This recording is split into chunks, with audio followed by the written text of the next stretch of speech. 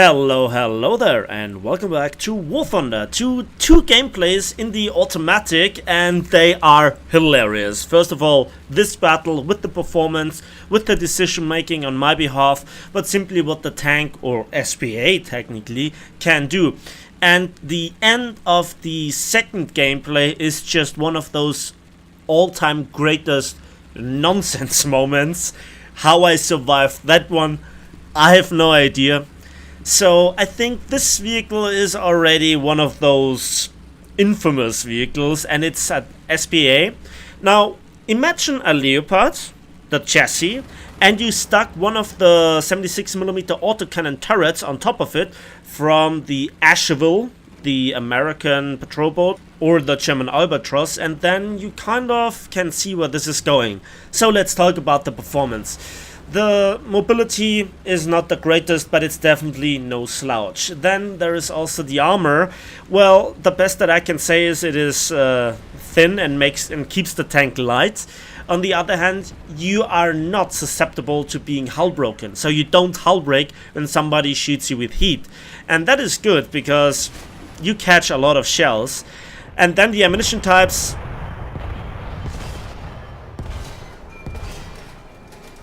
Well, they can do that, but one after the other. So the first stock HE round is your proximity fuse, and that is great. That's the mother of all proximity fuse shells.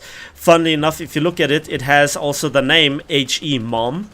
I'm not kidding. I don't make up the names. And then the next stock shell is also the Syphon APHE. Great mass velocity of 910 meters per second, 662.4 grams of TNT filler, but only 60 millimeters of penetration. That is artificially massively nerfed, because I expect this tank to have a penetration power with that ammunition type of at least 140 millimeters. So while this is okay to have on the Russian ZSU-57 too, it's not okay to have it on an Italian tank. And I'm dead honest about this. That is very suspicious.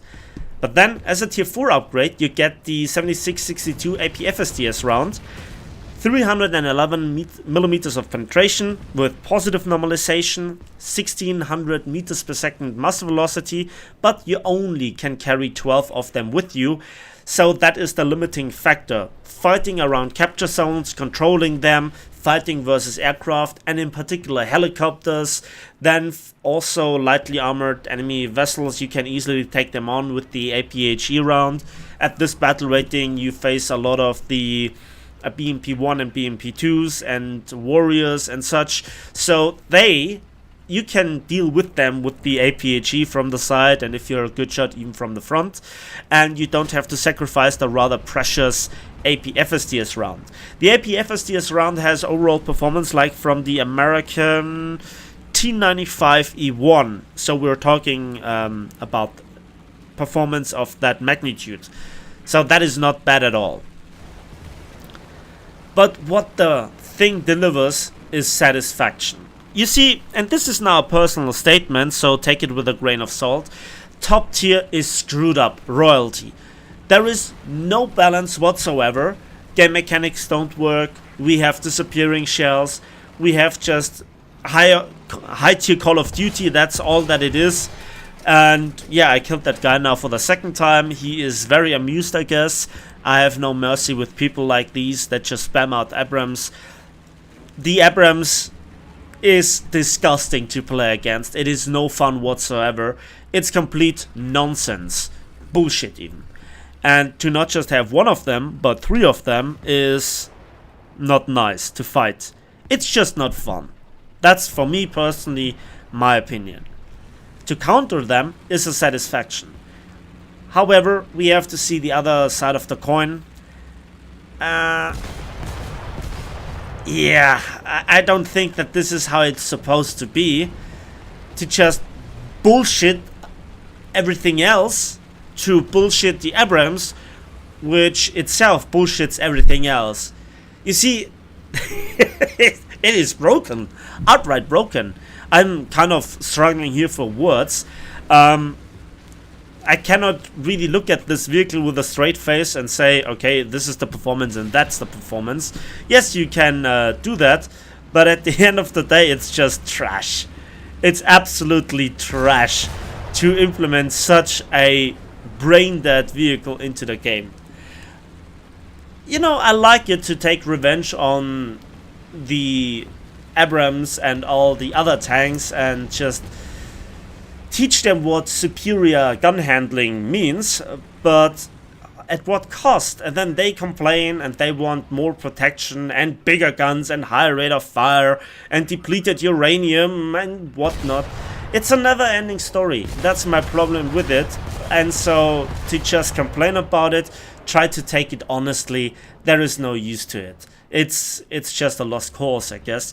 So let's just play it and let's just see what it can do. Now what it can do, you already saw. And now I'm actually here back in the capture zone, and I'm refilling here not just my ammunition, but also try to replenish here the ready rack, because only the ready rack gives you that high rate of fire that you need, or that you just saw. And so to not just refill an ammo storage in the capture zone, not only gives you the 12 AP FSDS rounds back, but also replenishes your ammo rack faster, and that is really crucial. Watch that shot. Yeah, do you feel that balance, comrades? It's just wow.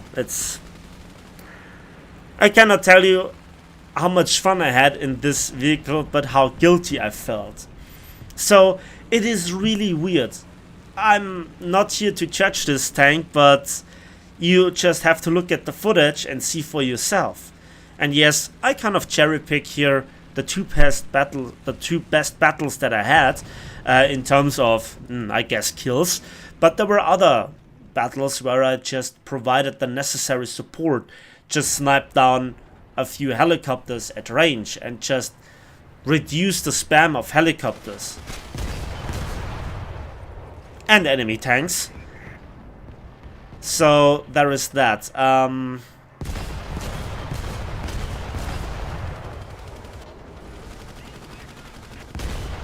Yeah, I think this is balanced, right? This is how it's supposed to be. This is not War Thunder, this is SPA Thunder. I cannot take this with a straight face, and yeah, if you need rebalance, you can count on those ATGM helicopters. They are always fun and engaging. I tried to launch here the smoke, but the ATGM flies through and sets me on fire for the third time with a nearby splash. Hooray, it's so much fun. After 7 tank kills and 1 air kill. And that ultimately kills me. The other battle that I want to show you is this one. So I barely spawned, we have not even crossed here half the way to the capture zone, and there are already helicopters coming in. And I try it with some random long range single firing proximity fuse shell shots, but it's not easy, it's a lot of guesswork. An ATGM is on the way, but my shells seem to be faster. But yeah, you can see how much I have to blaze away. We get a hit in.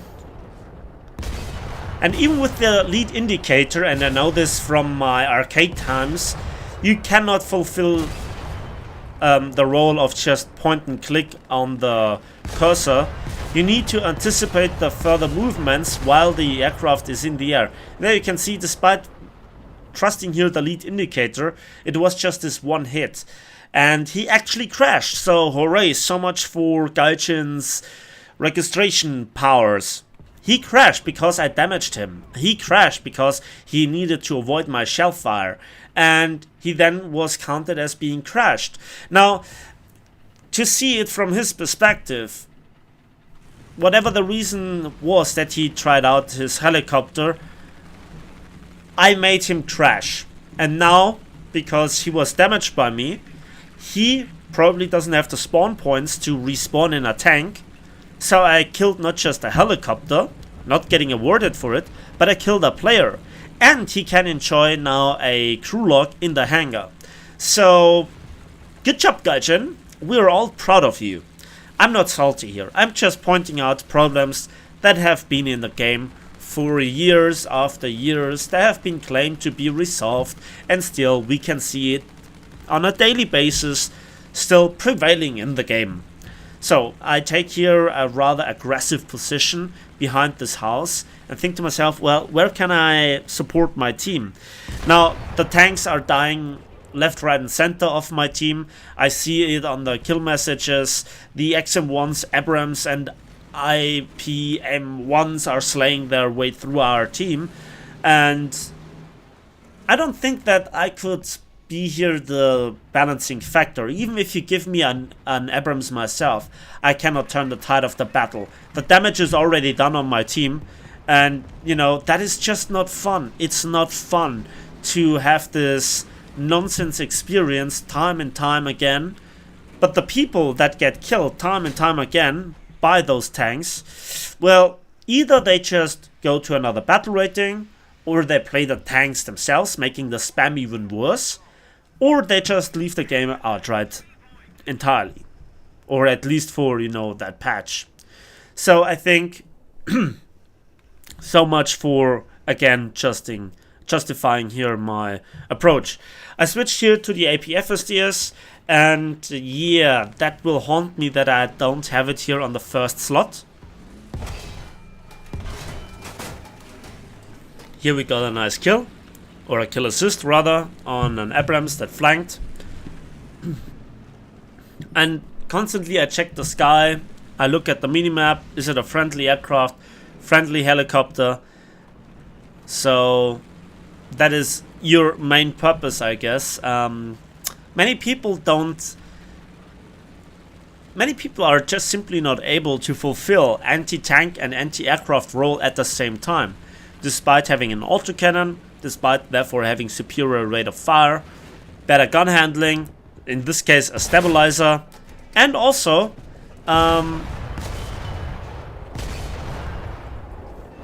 yeah, get balanced, mate. And also a radar for the anti-aircraft purposes. Many people just lack the situational awareness. It is stressful to look constantly around, checking your surroundings, trying to get a radar lock on one of the enemies, still stay in cover, and then also have a field of fire in the air where you expect the enemies. And furthermore, to still be able to make maybe a decisive blow versus an enemy tank. But on the other hand, there is also the relocation problem. Because if you fire, if you blaze it away... Oh, watch this. I screwed up. And it's the HE round that kills here, or hull breaks here, the M551 Sheridan. Yeah, I did not even penetrate it. Some random shots here at the jet, but we'll see more of this guy later on. So my purpose is here to hold this cap and to constantly refill my ammunition. You can take a lot of shells throughout the proximity fuses, and also the APHE is unlimited, and are many situations where an APHE is good enough, because again, a lot of the tanks don't have the armor, they don't even have the 60mm, or you catch their side or their rear even, or for knocking out gun barrels or tracking them. And so very often I was a bit ignorant about the APHE, but if you're only limited to 12 AP FSDS rounds, then this is crucial. Again, you can see not a lot of action going on, but the end will be spectacularly hilarious. So I can see the enemy jet. There is no use to blazing away randomly, wasting my ammunition. I try to refill here enough of my proximity rounds to then refill here the AP FSDS, and I constantly want it to be refilled. You never know what's coming around the corner, how many of the shots you just miss, or how many you need to disable the enemy tank, and how many tanks that there will come. Also, you can range find the aircraft, which is nice. So here I still hope for the best, and trust me, it's going to be wild in just a few moments. it's a bad angle, and I think this is, to talk here about the anti-aircraft purposes, another point of skill of just when to fire and when not to fire. If there is a low chance to hit the enemy aircraft, then why should you blaze away? So that is suspicious that I now receive an artillery strike.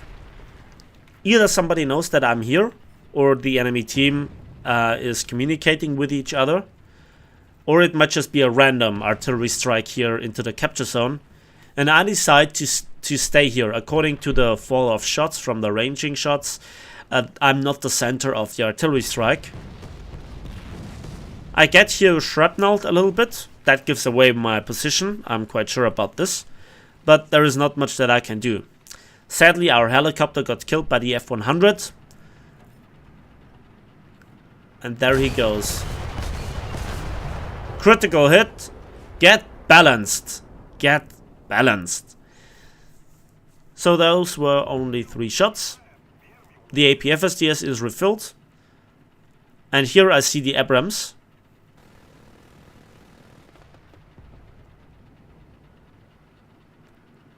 Does he see me? Nope, he doesn't see me. And versus this Gatling, we have enough armor. Thank you very much, double kill. Okay. So I guess now they know that I am here. I have to waste here the APFSDS round to switch to the proximity fuse shell again. Then we just try to balance here this helicopter. We get a hit in, and he gets destroyed. Good stuff, 6th kill. And then another helicopter hits my transmission over the top of the roof. So this is awkward. That's actually the guy that I killed. And this guy now does something very smart. You see, he is in his plane. He is far enough away that I don't get a lock on. But he is actually now overcoming my angle of maximum elevation and just uses this. So he has either seen this scenario or I don't know. I'm about to be repaired and there's not much that I can do. So the only thing is I reverse. His rockets mostly miss. And then he just, well, went through my point of view and he just was safe behind the house. I sent him some reminders that I'm still awake and undamaged. And then there is another Abrams that we rebalance. But again, our transmission is knocked out. And we have to repair. So the plane is coming in. And he didn't learn his lesson, I guess. And if you think that this was the spectacular part, you can actually see this quite often in some of the games. So I'm completely out of APFSDS, and there is another tank coming in. Oh god, oh god, oh god. And I just have a very limited amount of APHE. But I don't think that he knows that I'm here. Or that I'm out of APFSDS. So I still have to block his capturing process. And that was a reminder that I'm still combat capable. So that was the proximity fuse on the tracks. And now he got set on fire. Because somebody is sitting on the northern ridgeline and is sniping him. And he has his engine, so he cannot shoot back. I block now his capture zone. Now his ammunition blows out. And just look how long it takes for this tank to actually, you know, die from a fire. He doesn't have a fire extinguisher. There is nothing that he can do. His ammunition is blowing out right at this moment. Now he extinguished the fire, so he had a fire extinguisher? Strange. Very strange how long he waited up until he extinguished the fire. But now he is on fire again. And I just have to block the cap here. That's my purpose, because, you know, Abrams, they like to burn for quite a long time before they actually die. I wish I have this burning time in any other tank. And again, you can see how much I don't like an Abrams to fight him, because they just don't play by the rules. They just are a free abuse dream, but nobody wants to admit this. Okay, there is another tank coming in, so now I have to actually abandon the cap, but the XM1 actually faded away. And so it begins. How I have one of the most bizarre scenes for quite a long time. So I use here the blinding of the artillery strike to go into the capture zone, and he looks into the wrong direction, but I have no APHE, I have no AP FSDS, and I cannot even damage here the gun barrel. So I have like 2 shells left of APHE, but I didn't think at the heat of the moment on it. And now they have me. So I deploy here the smoke just for the lols. But they're inside the deployment zone. My gun barrel is knocked out. They have tracked me. My engine is dead. I'm losing crew members. But the game is about to end. And so I wiggle here my turret. I'm actually getting shot by 3 separate tanks. And I don't know what they're doing. Are they shooting APCR? I survived the battle. This is so spectacularly hilarious. Wow, there is just, I'm out of words, okay? So yeah, I think that's now the end of the video. Let's have a brief look what we actually got for our efforts for sniping 4 aircraft and 4 tanks. So for it being a loss, which I usually don't represent, we have 34,000 civil lines, 7.5 go to the Survivor Award, and 3,500 research points. That's it for me today, so thanks for watching, thanks for listening. Please give this video a like if it is, subscribe if you want to see more, and we'll see each other on the waves, in the skies, and on the battlefields of War Thunder.